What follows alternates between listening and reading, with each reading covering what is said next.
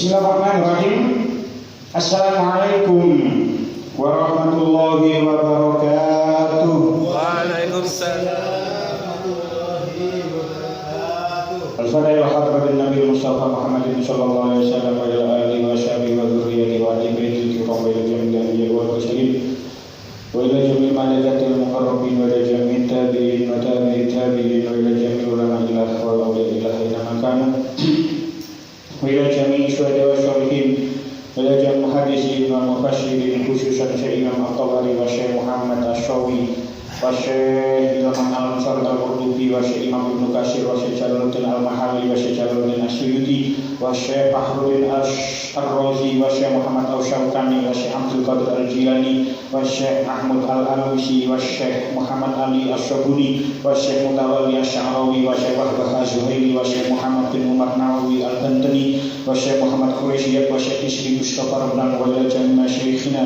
wa masyayikhina wa alimil hukun alayna المؤمنين والمؤمنات والمسلمين والمسلمات شهد لهم الفاتحة.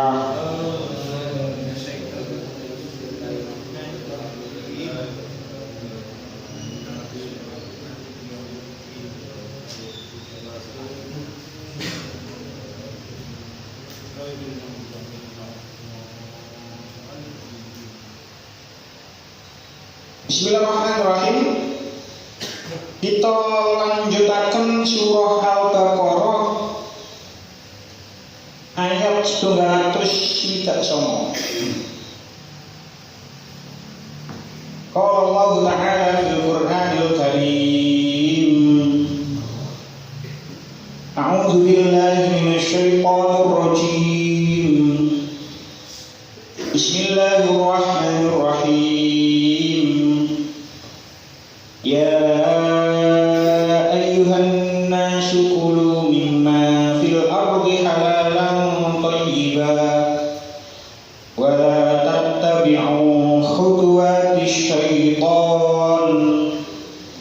innahu lakum aduwwun mubin.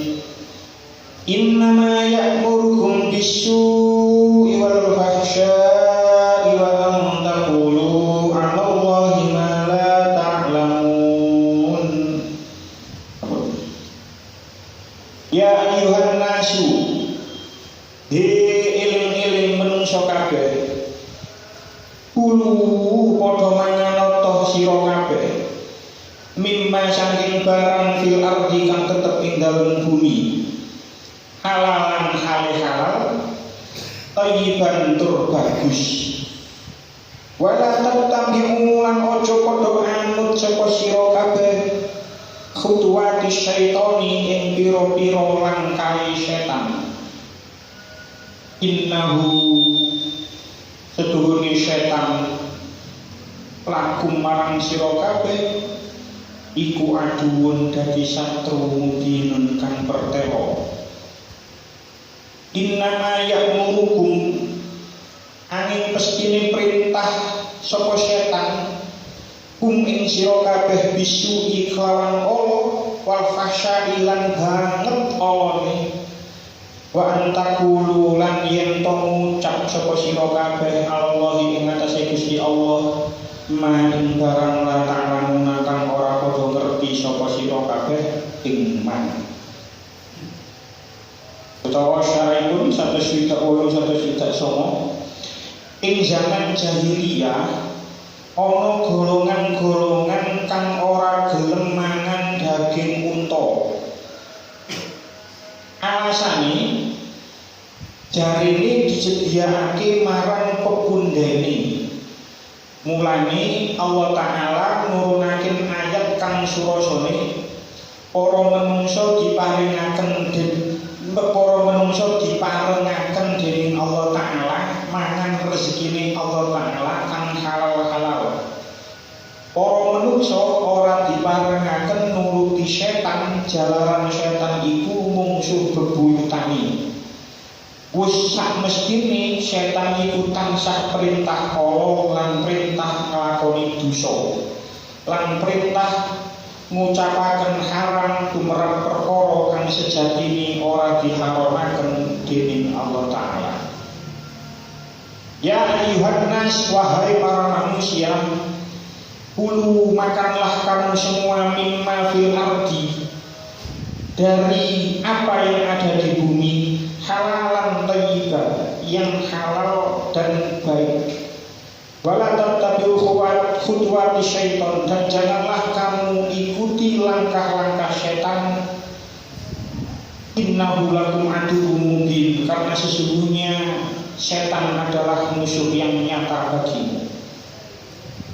Tentang tafsir tentang kitab Lubabun Nukul, tentang kitab Lubabun Nukul itu adalah kitab yang menerangkan tentang asbabun nuzul. Jadi enten kitab jenenge Lubabun Nukul karangan Syekh Jalaluddin Asyuyuti, itu menerangkan ayat-ayat tentang asbabun nuzulnya ayat-ayat di Al-Qur'an. Lah, ketika teng ayat niki, ayat 130 niki tidak ada riwayat asbabun nuzulnya. Jadi tentang kitab Lubabun Nukul, kitab yang menerangkan tentang asbabun nuzul ayat-ayat Al-Qur'an karena Syekh Jalaluddin Asyuyuti, itu tidak ada riwayat tentang asbabun nuzul ayat ini, tidak ada. Tapi tentang beberapa tafsir niki wonten syarah sampun kita waos. Niki termasuk tentang tafsir Al-Qurtubi, diterangkan bahwasanya ayat niki innaha nazarat fi saqifin wa khuza'atin wa bani mudlij. Ayat ini turun kepada suku Saqif, suku Khuza'ah dan suku Bani Mudlij fima harramuhu ala anfusihim al-an'am, karena mereka mengharamkan atas dirinya sendiri, mengharamkan hewan-hewan ternak. Tentang Siti Ibnu Katsir dikatakan bahwasanya yang diharamkan itu unta. Makanya ini kalau di Tensara Al-Ibris dikatakan unta. Jadi tidak semua unta yang diharamkan. Enten unta jenis unta namanya unta bahiro, unta saibah dan unta wasilah. 3 unta itu yang diharamkan oleh mereka sendiri. 3 suku itu tadi karena dibuat pekundang, digawe berhala. Sehingga Allah menurunkan ayat ini, ya ayuhan nas. Jadi ada yang mengatakan seperti itu. Tapi ayat ini sifatnya umum, tidak hanya gara-gara untuk 3 suku itu, tidak. Makanya dalam kitab Lubabun Nukul tidak ada riwayat asbabun nuzul tentang ayat ini, karena ayat ini sifatnya umum. Mriki Allah dawuh bukan ya ayyuhallazina amanu, tapi ya ayyuhan nas. Jadi ayat ini bukan untuk orang yang beriman saja, tidak, tapi damel sedaya manungsa, baik sing iman maupun sing kafir, baik sing pangerane nyembah marang Allah utawa mboten nyembah Allah, ana sing ateis barang, itu termasuk dalam ayat ini. Ya ayyuhan nas, hei para manusia, kulu mimma fil ardi, makanlah kamu dari apa yang ada di bumi. Jadi sedoyo sing teng bumi ini itu memang diciptakan Allah untuk manusia, untuk kita semua. Sedoyo, apalagi yang ada di laut, semua yang ada di laut itu halal untuk dimakan. Ini termasuk anjing laut. Anjing laut ini bukan apa-apa dimakan, namanya saja anjing. Tapi anjing laut itu karena hewan laut boleh dimakan. Jadi semua yang ada di bumi, semua yang ada di bumi itu hakikatnya diciptakan oleh Allah untuk manusia. Makanya tenggoni awal-awal surah Al-Baqarah dikatakan allazi ja'ala lakumul ardo firasyan was samaa'a binaa. Jadi yang ada di bumi ini, dihamparkan bumi ini memang untuk manusia semua. Tapi walaupun semua yang ada di bumi ini untuk manusia, tapi tidak semua yang ada di bumi ini otomatis boleh dimakan oleh manusia. Jadi boten kabeh sing nang bumi itu boleh dimakan, kalau manusia tidak. Kalau kita perhatikan ayat-ayat Al-Quran, perintah makan itu lebih banyak daripada perintah puasa. Dengan ningali perintah makan kulu wasrobu, perintah makan kulu ini lah makan. Perintah makan itu lebih banyak daripada perintah puasa. Jadi awak dia ngegum puasa, ojo lali Gusti Allah di ayat banyak di ayat Al-Qur'an itu memerintahkan dalam tanda kutip, itu kata perintah kulu makanlah. Termasuk dengan ayat ini, kulu mimman, makanlah mimman ini, asalnya hurufnya itu dua, mim sama man. Jadi teng mriki kulu mimman ini saking min huruf min dan man. Min itu dari ma itu barang atau apa, dari apa yang ada di bumi. Maksudnya kata mimman ini karena awal aslinya huruf min ini berfungsi takwid. Ternahku itu ada huruf min itu ada faedah-faedahnya. Salah satu faedah huruf min itu adalah takwid, yaitu bermakna sebagian. Jadi tidak semuanya, tapi min takwid itu maknanya sebagian. Karena apa? Li'anna ba'da ma fil ardi la yajuzu akalu. Tentang Syekh Ashawi dikatakan karena sesungguhnya tidak sebagian yang ada di bumi itu tidak boleh dimakan. Ini pun jelas kalau hijarah kalau dari waktu diceritakan seperti itu. Wal khinziri lan celeng wa ma warada tahrimuhu, dan apa yang telah diharamkan. Itu tidak semua yang ada di bumi itu boleh dimakan. Jadi hewan yang ada di laut itu semuanya halal, mungkin. Tapi hewan yang ada di bumi itu, yang ada di daratan itu tidak semuanya halal untuk dimakan. Nah, yang ada di bumi sing oleh dimakan oleh manusia ini tidak hanya orang beriman saja, tapi hanya oleh manusia itu adalah yang halal dan thayyib.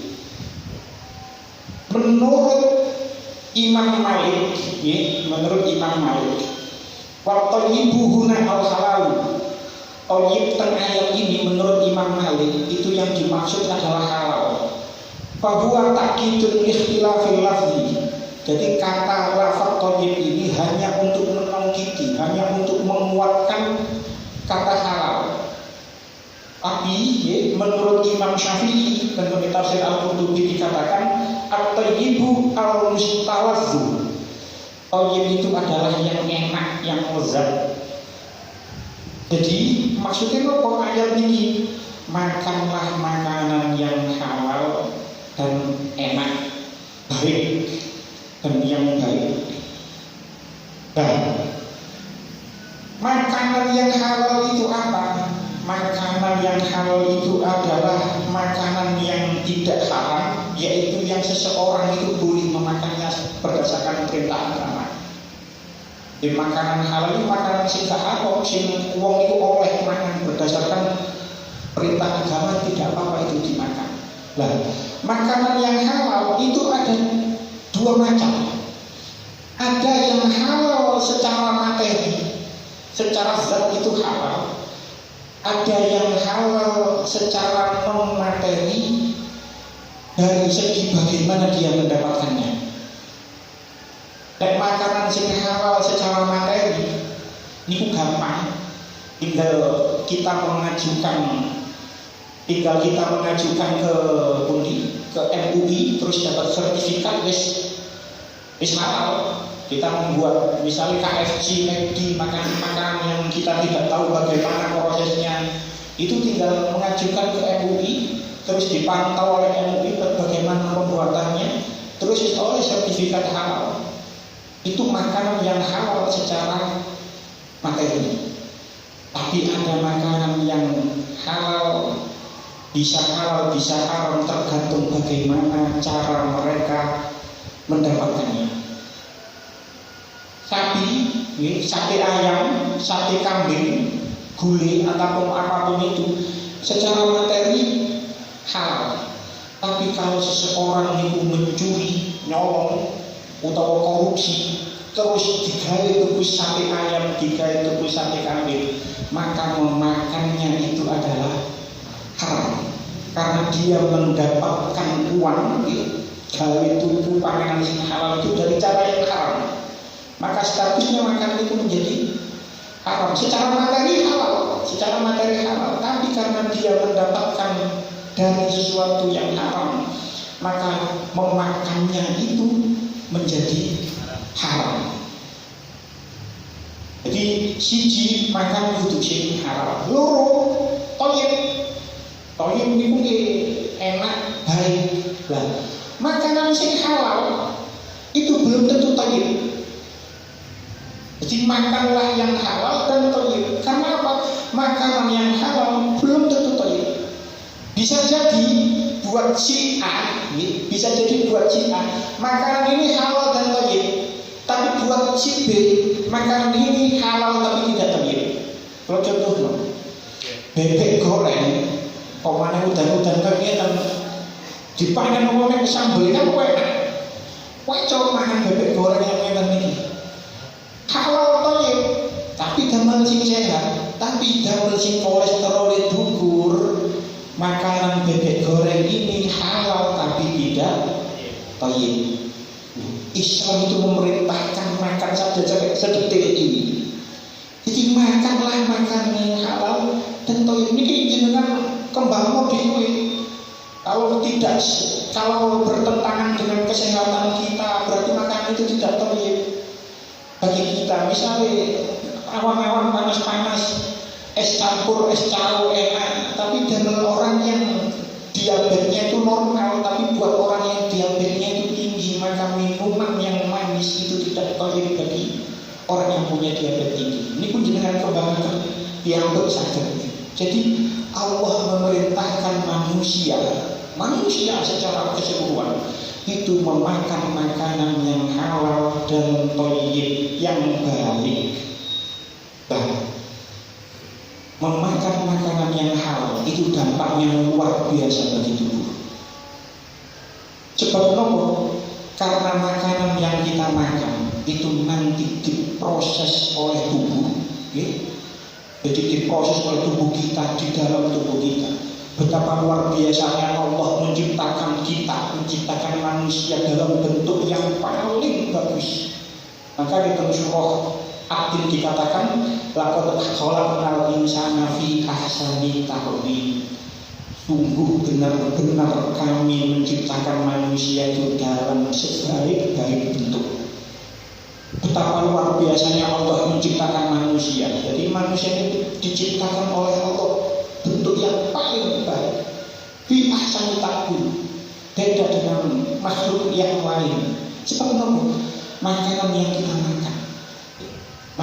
kita makan, masuk melalui mulut kita, diproses, dikunyah kali mulut, terus mlebu teng tenggorokan, mlebu tenggone perut, teng lambung diolah. Ada yang menjadi darah, ada yang menjadi mani, ada yang menjadi ampas, kemudian kita keluarkan melalui kotoran.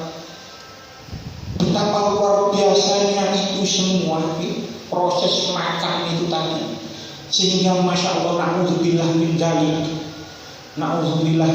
cuma na'udzubillah min dzalik. Andai kata seseorang itu makan sesuatu yang haram itu baik dari bentuk zatnya, dari bentuk materinya, atau dari bentuk bagaimana cara dia mendapatkannya, entah itu lewat mencuri makanan secara langsung, atau mencuri uang, terus uangnya dibuat beli sesuatu yang halal.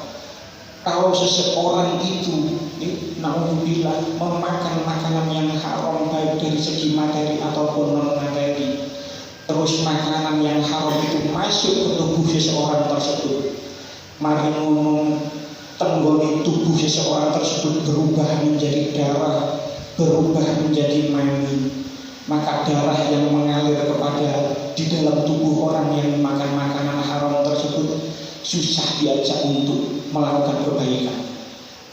Jadi orang wong lek ngaji kok ngantuk, misalnya dijak jamaah kok ngangel, itu bisa jadi karena ada sesuatu yang haram yang masuk ke Maka karena masuk menjadi darah yang mengalir di dalam tubuhnya itu susah diajak untuk melakukan kebaikan. Alhamdulillah, makanan yang haram dimakan terus menjadi mani, terus mani kumpul karo bojone jadi anak. Maka anak yang dilahirkan ini susah diajak untuk kebaikan. Maka tiang-tiang arek-arek nom zaman saiki ambek arek-arek nom zaman biyen iku angel tuturane arek-arek nom zaman saiki. Arek-arek nom zaman biyen gampang dituturi. Sebab mungkin tiang biyen dolek barang halal gampang diberi makanan oleh orang tuanya dari sesuatu yang halal semuanya. Tapi arek-arek saiki angel oleh tuturannya, sebab bisa jadi makanan yang masuk ke orang tuanya itu bisa jadi dari sesuatu yang tidak halal. Jadi makanan yang halal itu sangat penting. Sebab apa? Karena pengaruhnya bukan hanya untuk kita, tapi untuk anak cucu kita. Tidak hanya untuk kita, anak cucu kita itu bisa menanggung apa dari sesuatu yang masuk ke dalam tubuh kita. Makanya saat ini jauhi omongan. Kan sebab ono wong yang ngomongnya kan wis gak apa-apa, haram-haram titik gak apa-apa, ojo. Ane enten wong sing ngomong ngono. Wis gak apa-apa, haram-haram titik gak apa-apa, haram-haram titik ae ojo. Jauhi sesuatu yang haram. Walaupun sekecil apapun jauhi. Makanan yang masuk ke tubuh kita yang haram, jauhi. Umpama ono sing ngomong kaya ngono, mungkin berarti itu setan. Mungkin enten ayat itu terusannya. Wis gak apa-apa haram-haram titik ojo ngomong kaya ngono. Jauhi omongan seperti itu. Utawa ngomong zaman saiki dolek sing haram ae umpamane sing halal. Jangan hindari omongan seperti itu. Jadi apa yang masuk ke dalam tubuh kita itu harus sesuatu yang halal. Sebab kenapa? Tafsir Al-Qurtubi dikatakan qala Sahal bin Abdillah an-najah fi salasatin. Selamat dari neraka itu ada 3 hal. Lek kula kali panjenengan kepingin iso selamat teko neraka, itu ada 3 hal yang harus dilalui, yang harus dilaksanakan. Apa saja? Akalul halal, memakan sesuatu yang halal. Minum barang ombe sing halal, makan semua. Lek kepingin selamat teko neraka, itu apa yang masuk ke dalam tubuh kita itu harus halal. Wa ada'ul faraidi, dan melaksanakan kewajiban-kewajiban. Wal iktida'u bin Nabi sallallahu alaihi wasallam, dan anut marang Kanjeng Nabi. Jadi ada 3 hal yang membuat seseorang itu bisa selamat dari neraka. 1 yaitu memakan barang yang halal. 2 melaksanakan kewajiban, dan yang ketiga mengikuti perintah Kanjeng Nabi. Lanjutannya ayat depok nopo ngene sekarang. Sebab apa? Makanan yang halal itu dapat membentengi diri kita dari godaan setan. Yang makan itu ayat selanjutnya wala tattabi'u khutuwati syaitan. Apa yang kita makan, kalau yang kita makan itu halal, maka makanan yang halal itu akan membentengi diri kita dari godaan setan. Sementara makanan thayyib yang masuk ke tubuh kita akan membuat badan kita menjadi sehat. Jadi yo awak niki bisa terlindung dari godaan setan, terus yo sehat. Jadi begitu indahnya perintah Allah, sehingga diperintahkan manusia untuk memakan sesuatu yang halal dan baik. Sebab apa? Wala tattabi'u khutuwati syaiton innahu lakum aduwwum mubin. Dan janganlah kamu mengikuti langkah-langkah setan, sesungguhnya setan itu bagimu adalah musuh yang nyata. Khutuwat niki adalah jamak dari khutwah. Enten sing maca khutwah, enten sing maca khutwah. Khutwah atau khutwah maknanya itu ma bainal qadamaini. Jadi khatwa itu mabainal qadamaini, jarak antara dua langkah. Jadi gampangannya khatwa itu satu langkah. Lek khutuwat karena jarak maka adalah langkah-langkah setan. Setan nggih potong uwal nggih sik pun kula terangaken. Setan itu bukan makhluk tapi sifat. Makanya jin itu ya ono sing setan, ono sing Islam. Ono sing kafir, ono sing Islam. Jin sing kafir setan. Iblis sudah pasti setan. Menungso yo ngoten. Kita memilih teman, menungso itu yo ono sing mukmin, ono sing setan. Kalau manusia mengajaknya kepada keburukan berarti setan. Berarti koyo ono sing ngomong, "Oh, haram-haram titik gak apa-apa." Wong itu berarti setan. Jadi setan itu sifat pengawal sudah sampun kalau terangkan seperti itu. Jadi wala tattabi'u khutuwati syaitan, janganlah kamu mengikuti langkah-langkah setan. Sebab apa? Setan itu menggoda manusia selangkah demi selangkah, satu tahap demi setahap. Makanya kita harus hati-hati dengan godaan setan.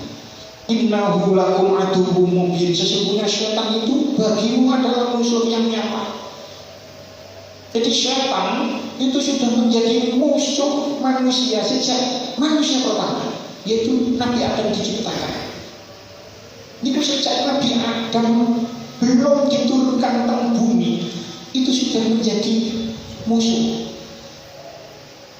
Jadi Nabi Adam dan Ibu Hawa niku ketika berada di surga, niku dibujuk karo iblis, dibujuk untuk makan, dibujuk untuk makan sesuatu yang telah dilarang oleh Allah. Niku pun kalau terangkan dua, ojo ngomong buah khuldi, salah satu isi itu. Karena buah khuldi itu yang mengucapkan justru adalah setan. Allah hanya memerintahkan wala takroba halis secara, janganlah kamu berdua mendekati ini pohon. Kalau terangkan malih yang dua itu ceritanya. Jadi iblis itu membujuk Nabi Adam dan Sayyidah Hawa itu untuk makan sesuatu yang dilarang. Jadi ini kejaman biyen, kejaman manusia pertama diciptakan itu memang iblis sudah menggoda manusia pertama, dan itu akan diteruskan, dilanjutkan oleh setan-setan selanjutnya untuk menggoda anak cucu Adam. Jadi anak cucu Adam ke zaman Nabi Adam sampai manusia sing terakhir pas wayah kiamat, itu godaan setan akan terus menggoda manusia anak cucu Adam.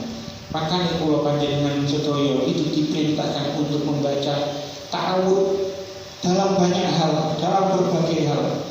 Kami turu, ma'udzubillahi minasyaitonirrajim.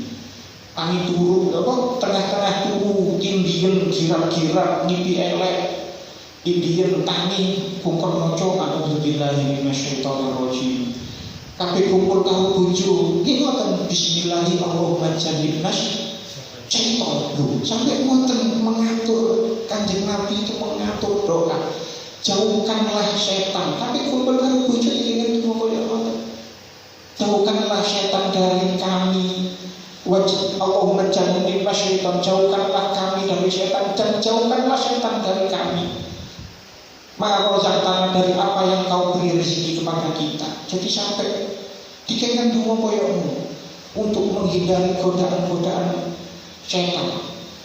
Itu ketika kita tidur, ini hadisnya sahih. Kalau tinggal teng Sahih Bukhari, niku hadis nomor 1142. Jadi tenggone hadis Bukhari, Sahih Bukhari nomor 1142. Teng mriku Kanjeng Nabi niku dawuh, anna Rasulullah sallallahu alaihi wasallam qala yaqitu syaitanu ala qafiyati ra'si ahadikum idza huwa nama sawasa uqatim. Sak temene iki setan itu apa nyancang iku napa? nyancang belenggu, nyancang kali, nanggone wong, nanggone tengkuke wong, tengkuk sirahe wong sing turu, itu nyancang tali ping 3 dengan 3 ikatan. Jadi setan ketika kita tidur, niku setan itu nyancang awak dhewe, tengkuk kepala kita itu dengan 3 ikatan. Berikut dikatakan yang ribukul lau datin alaika wailun tawilun. Ketika jenengan kula kali panjenengan film, niku ku setan bisi teng kula kali panjenengan. Bengi cek suwe, turu ae bengi cek suwe, pemane adem-adem ngene. Wis limutan ae. Niku setan itu bisi seperti itu. Ketika farqud fa in tasqada fadzakallahu in halat uqdatun. Ketika kita bangun ngelilir terus eling Allah, maka lepaslah satu ikatan. Ngelilir eling Allah, ngelilir bengi tangira eling Allah. Kita bangun itu terus ingat Allah, itu lepaslah satu ikatan setan. Ikatan setan itu ikatan cinta. Setelah kita bangun, kita akan jeding. Ngapain mau digoda setan sih? Wah, tahajud sunnah kok. Wis muyut tok ae marno bali nang kasur selimutan maneh wong tahajud sunnah kok. Kalau kita seperti itu berarti setan berhasil menggoda kita. Tapi kalau kita fa'in tawaddo'a in hawat uqdatun. Kalau kita berwudu, maka lepaslah satu ikatan setan. Jadi kita meritani terus eling Allah, ikatan setan karek loro. Terus awak dhewe nang jeding mari ngono wudu, ikatan setan karek siji. Terus fa'in sholat in halawat uqdatun. Terus kalau kita sudah sholat, kalau kita sudah menunaikan sholat malam, maka lepaslah semua ikatan setan. Jadi ngoten, setiap malam itu seperti itu. Jadi pertama bengi suwe, sampai saged bangun, kula saged bangun, lepas satu ikatan terus wudu, lepas 2 ikatan terus kita sholat, lepaslah semua ikatan setan. Tapi hati-hati, godaan setan tidak berhenti sampai di situ. Jenengan lek wis sholat dibisi setan, hebat awakmu, dilem karo setan, dipuji karo setan. Kita bisa terbuai oleh pujian setan. Dilem karo setan, hebat awakmu. Liyane kanca-kanca muji padha turu, awakmu malah sholat, awakmu malah wiridan. Lek wis oleh pujian kaya ngeten, masyaallah. Wis biasa itu wis kalah. Hebat. Akhirnya timbullah sifat takabur di dalam diri kita. Mari ngomong update story WA, update story iki, indahnya sholat Lailatul, sholat tahajud, indahnya zikir tengah malam. Wis tambah karuan. Itu dari godaan setan. Dilem wis ikatane wis lepas, ikatane wis lepas. Tapi dipuji oleh setan kayaknya kan malah ini update status, update story, indahnya sholat malam, indahnya tengah malam terbangun. Hati-hati, itu bagian dari godaan setan. Pulau kan panjenengan kadang-kadang gak ngerasa wonten iki. Lek wis muncul takabur di dalam tubuh kita, di dalam diri kita, maka apa bedanya kita dengan iblis yang menggoda Adam dulu? Yang mana iblis pada saat itu tidak mau sujud kepada Adam karena merasa dirinya lebih baik daripada Adam. Khalaqtani min nar wa khalaqtahu min tin. Jadi wis tangi sholat terus jangan dipuji setan, jangan bangga. Kalau sudah sifat lahir sifat takabur, itu maka kita tidak ada bedanya dengan setan. Lanjutannya ayat, innama ya'murukum bis-su'i wal fahsya wa an taqulu 'alallahi ma la ta'lamun. Sesungguhnya setan itu hanya menyuruh kamu berbuat jahat dan keji dan mengetahui kepada Allah apa yang tidak kamu ketahui. Kamu ini dikatakan su itu Allah, fahsya itu banget Allah. Apa perbedaan su dan fahsya? Tafsir Al-Qurtubi dikatakan as-su'u ma la hadda fihi. Bu, itu adalah perbuatan jelek yang mana tidak ada hak, tidak ada hukuman ketika berada di dunia. Dengan dijuli konco itu secara hukum tidak ada hak. Ngerasani tonggo itu tidak ada hak. Tapi lek fahsya wal fahsya ma fihi haddun. Lek fahsya itu ada hak. Hak itu hukuman. Ono wong ngombe khamr itu secara Islam itu dihukum dengan dirajam. Ono wong zina itu dihukum dirajam. Ndelok sing zina sapa? Wis rapi apa gurung? Wis rapi. Haknya sekian, nek gurung rapi haknya sekian. Nyolong, ingat nyolong yang sudah memenuhi kriteria itu dihak dengan memotong tangan. Itu bedanya syuk dan fahsya. Jadi syuk itu adalah perbuatan jelek yang tidak ada hukumannya. Hukuman maksudnya hak di dalam dunia. Tapi fahsya itu ada haknya, ada hukumannya di dalam dunia. Tetapi karena kita hidup di bukan negara yang menerapkan syariat Islam, maka tidak kita temukan temui. Tapi teng Aceh karena mereka menerapkan syariat Islam, enten yang dicambuk itu ada. Itu memang bagian dari syariat. Itu fahsya. Ngerti bro maksudnya? Itu fahsya. Itu ada hukumannya, ada haknya. Dan setan itu memang setan itu menyuruh manusia, menyuruh kamu memiliki antimama ya'murukum bihi wal fahsya. Setan itu memang menyuruh kamu untuk berbuat kejelekan. Tapi hati-hati, kadang-kadang setan itu menyuruh manusia untuk berbuat baik, tapi pada dasarnya dia untuk menjerumuskan orang tersebut ke dalam kesesatan yang lebih dalam lagi. Wonten cerita ini sudah sangat masyhur. Tapi kalau ceritanya mana? Cerita ini sudah sangat masyhur dan banyak versi. Mungkin jenengan pernah mendengar tapi beda dengan versi yang saya ceritakan. Tapi apa yang saya ceritakan, niki wonten teng kitab Durratun Nasihin halaman 23. Jadi Penmeriki dikatakan Anna Barsiso, kita menyebut Barsiso Abdullah. Ono wong jenenge Barsiso. Barsiso ini boten pemanikan Nabi Muhammad.